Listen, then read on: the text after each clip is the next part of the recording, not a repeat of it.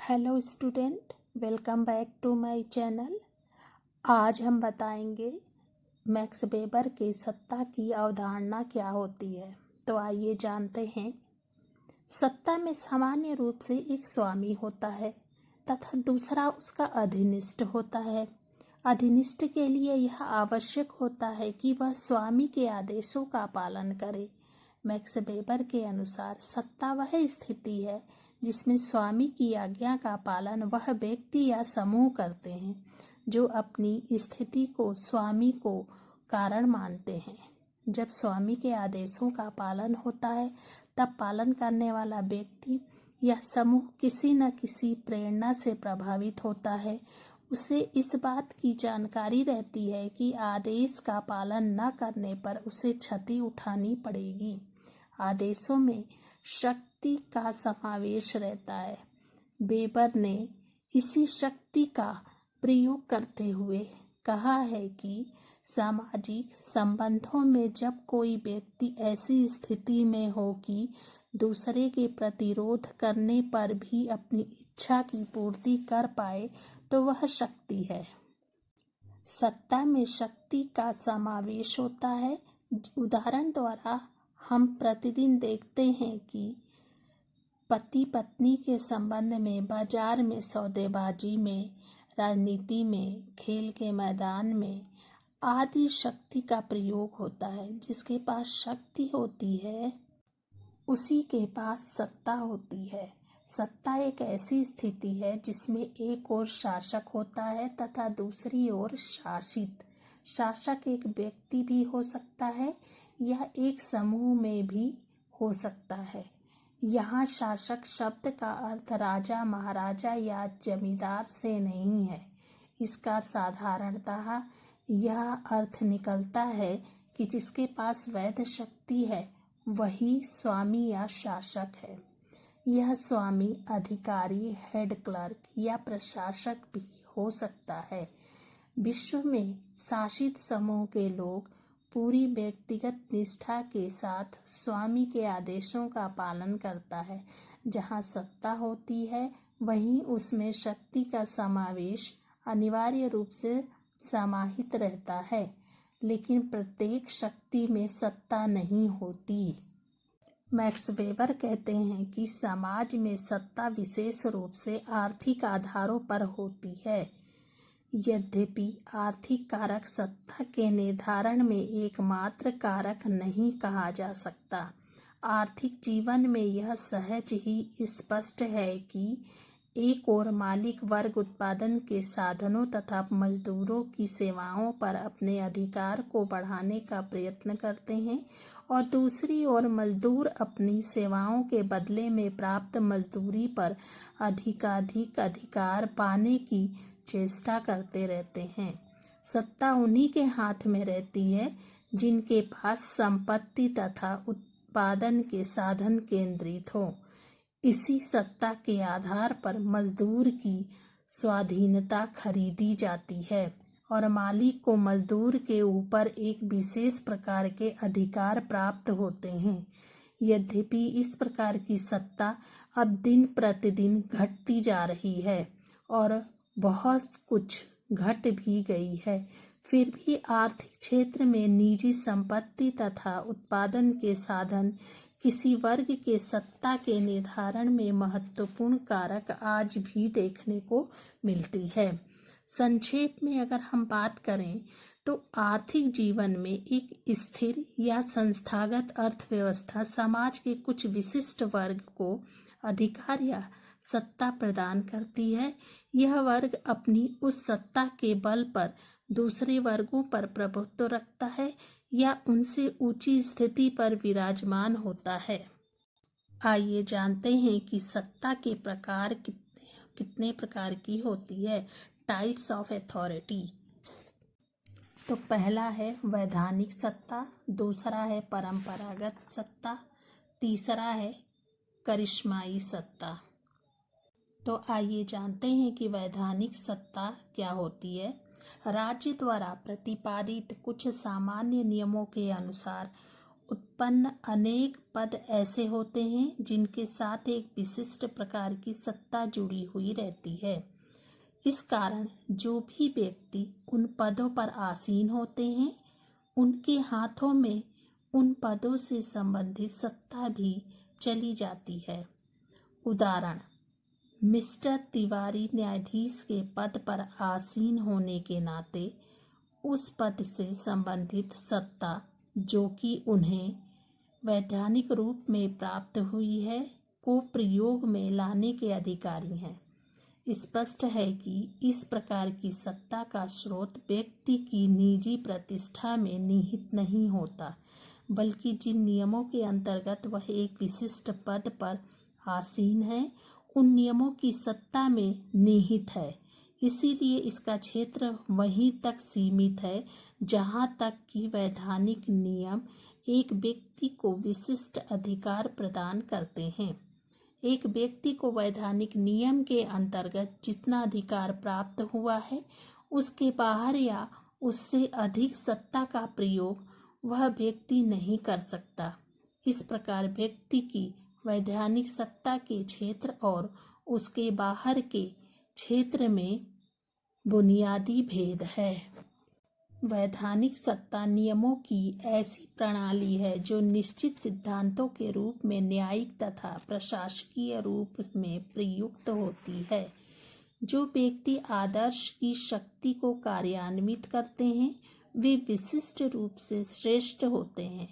वे कानून द्वारा समस्त प्रविधियों के अनुसार नियुक्त होते हैं या चुने जाते हैं तथा वे वैधानिक व्यवस्था के अंतर्गत अनुरक्षण के लिए स्वयं निर्देशित होते हैं।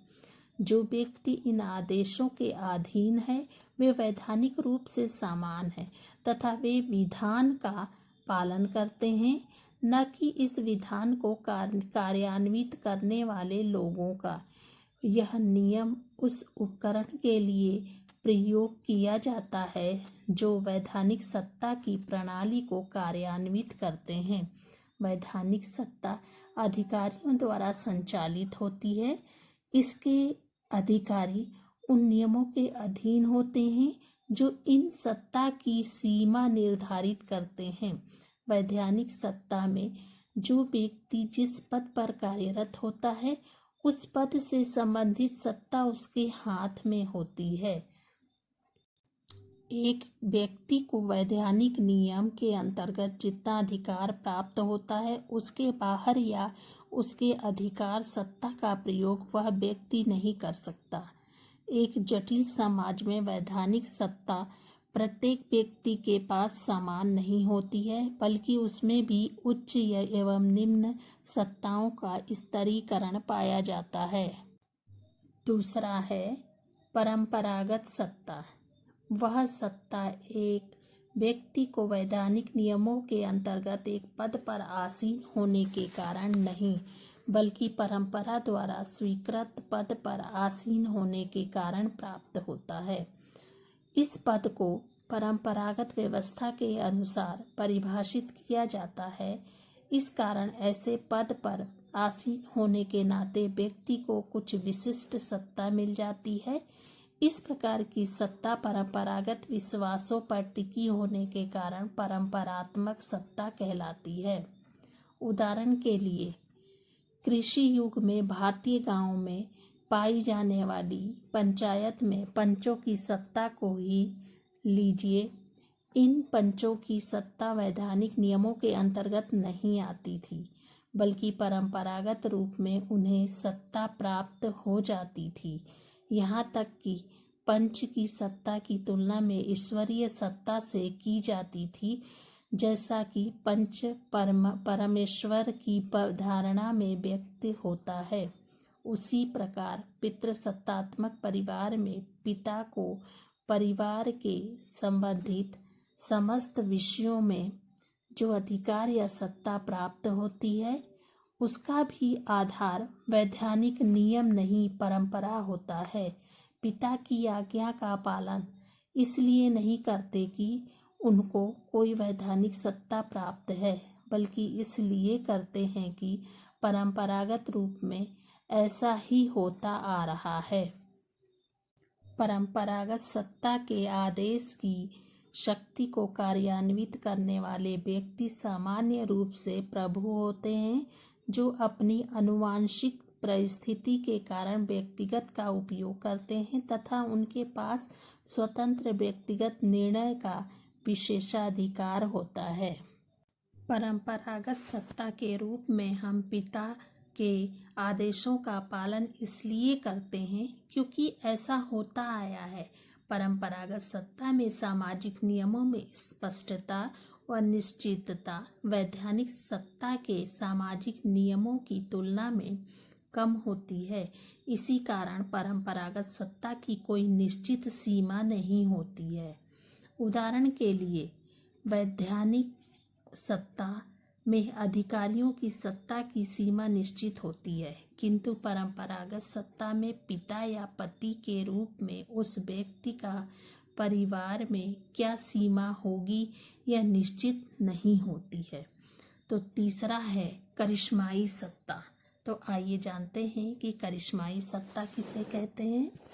यह सत्ता न तो वैधानिक नियमों पर और न ही परंपरा पर बल्कि कुछ करिश्मा या चमत्कार पर आधारित होती है। जिन व्यक्तियों में कोई विलक्षणता, करामात या चमत्कार दिखाने की वास्तविक या अनुमानित शक्ति होती है, वे इस प्रकार की सत्ता के अधिकारी होते हैं। इस प्रकार की सत्ता को प्राप्त करने में एक व्यक्ति को काफ़ी समय लग जाता है और पर्याप्त साधना, प्रयत्न और कभी कभी प्रचार के पश्चात ही उसकी वह सत्ता लोगों द्वारा स्वीकृत होती है।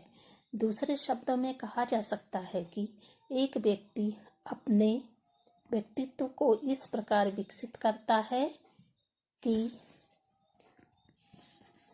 उसमें कुछ विलक्षणता, शक्ति अथवा चमत्कार दिखाने वाली शक्ति या गुण पनप जाता है, जिसके बल पर वह दूसरों को अपने आगे झुका देता है और लोग उसकी व्यक्तिगत सत्ता को स्वीकार कर लेते हैं।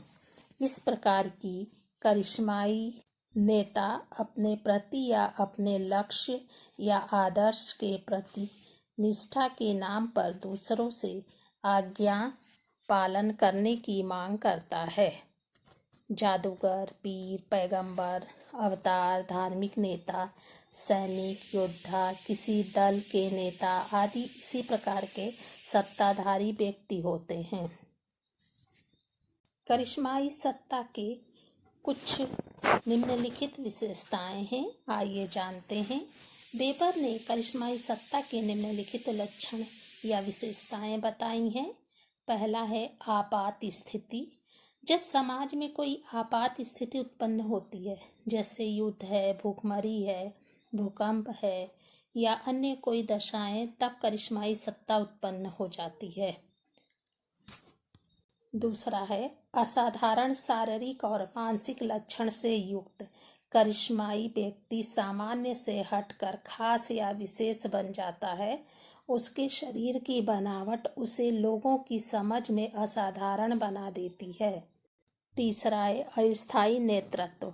समाज पर जब कोई विपत्ति आती है तो समाज ऐसे नेतृत्व को तलाश करता है जो उसे उस विपत्ति से मुक्त करा सके। करिश्माई सत्ता ही ऐसी चुनौतियों का सामना कर सकती है। चौथा है करिश्माई सत्ता महान भी बदनाम भी। वेबर का मत है कि करिश्माई सत्ता समाज को उबारने वाला होता है। इस प्रकार का नेतृत्व एक तरफ जहां सर्वोत्तम हो सकता है, वहीं दूसरी तरफ निष्कृष्ट भी होता है। समाज में जहां उच्च करिश्माई नेता हुए हैं, वहीं कुछ नेता ऐसे भी हुए हैं जिन्होंने समाज को पतन की राह पर पहुंचा दिया। आदिम समाज में करिश्माई सत्ता जादूगरों के पास होती थी। करिश्माई सत्ता अच्छी व बुरी दोनों प्रकार की हो सकती है। पांचवा है सामूहिक उत्तेजना। जब साधारण व्यक्ति को कठिनाइयों से मुक्ति का मार्ग नहीं दिखाई पड़ता है तो व्यक्तियों में एक सामूहिक उत्तेजना होती है, जिसके फलस्वरूप नेतृत्व सामने आता है। जब सन 1942 में अंग्रेजों भारत छोड़ो आंदोलन प्रारंभ हुआ और विदेशी वस्तुओं का बहिष्कार किया जाने लगा तो देश में उत्तेजना का वातावरण उत्पन्न हो गया था। छठा है क्रांतिकारी दृष्टिकोण। जब समाज यह महसूस करता है कि उसमें सामाजिक बुराइयां काफ़ी बढ़ रही हैं जिससे समाज का पतन हो रहा है, तब क्रांतिकारी परिवर्तन की आवश्यकता महसूस की जाती है। करिश्माई सत्ता कुछ करिश्मा या चमत्कार पर आधारित होती है। इस प्रकार की शक्ति सिर्फ उन्हीं व्यक्तियों के पास होती है जिनके पास विलक्षणता या चमत्कारी सत्ता होती है। इस प्रकार की सत्ता प्राप्त करने में व्यक्ति को काफ़ी समय लग जाता है तथा पर्याप्त साधना प्रयत्न के पश्चात ही लोगों के द्वारा यह सत्ता स्वीकार की जाती है। स्पष्ट है कि वेबर ने सत्ता के 3 स्वरूपों का उल्लेख किया है: वैधानिक सत्ता, परंपरागत सत्ता एवं चमत्कारी सत्ता या करिश्माई सत्ता।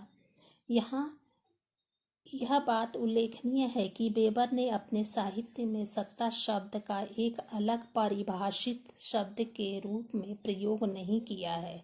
संभवतः उन्होंने सत्ता को प्रभुता का पर्याप्त माना है और सत्ता के स्थान पर प्रभुता शब्द का प्रयोग किया है। वेबर ने प्रशासन की विधियों का पृथक रूप से उल्लेख अपने विचारों में नहीं किया। उन्होंने सत्ता अथवा प्रभुता को शासन करने का आधार माना है। अतः सत्ता के तीनों स्वरूपों को प्रशासन की विधियों के रूप में रेखांकित किया जा सकता है। सत्ता के इन तीनों स्वरूपों का उल्लेख किया जा रहा है। वेबर ने तीनों स्वरूपों में से एक चमत्कारी या करिश्माई सत्ता के बारे में उल्लेख करते हुए यह कहा है कि वैधानिक एवं परंपरागत सत्ता के उल्लेख में उन्होंने उत्तराधिकार की समस्या को नहीं उठाया है। यहाँ पर चमत्कारी अथवा करिश्माई सत्ता में उत्तराधिकार के स्वरूप पर वेबर के विचारों का वर्णन किया गया है। तो ये था वेबर के सत्ता का सिद्धांत।